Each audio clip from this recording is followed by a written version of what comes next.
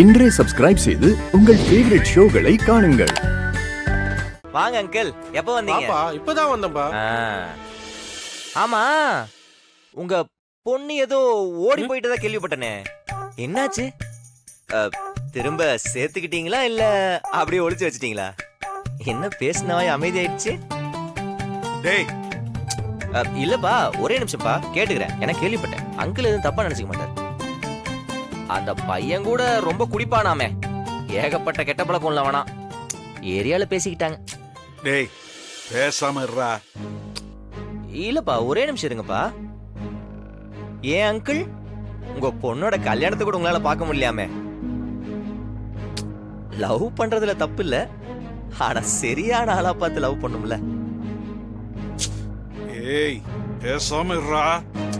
ஆட இருங்கப்பா, நான் தப்பாலாம் ஒண்ணும் சொல்லல, உண்மையா பேசுறேன். அங்கிள் எது உங்களுக்கு வலிக்குது? அப்படிதான் மத்தவங்களுக்கும் இருக்கும். நம்ம வாழ்க்கையில 1000 பிரச்சனை இருக்கும்போது அடுத்தவனோட வாழ்க்கையை கலாய்க்க கூடாதுல்ல, அது தப்பு இல்ல? அங்கிள் நானா சொல்லல, இன்று ஒரு தகவல்னு கேலண்டர்ல இருந்துச்சு, அத உங்களுக்கு சொன்னேன், அவ்வளவுதான். உங்களை பார்த்ததும் சொல்லணும்னு தோணுச்சு, அவ்வளவுதான். சரிங்க, நான் கிளம்புறேன்.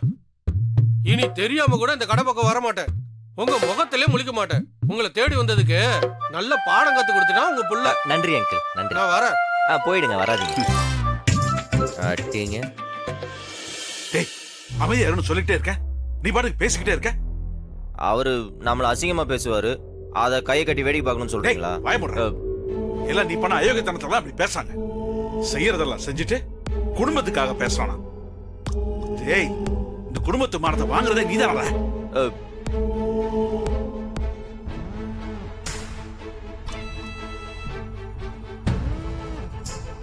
சரி, அதெல்லாம் புதுசா வந்த ஸ்டாக்கா?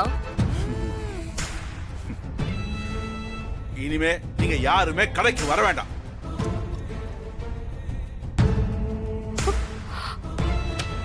அப்பா அப்பா அவங்க வரக்கூடாது, அவ்வளவுதான்.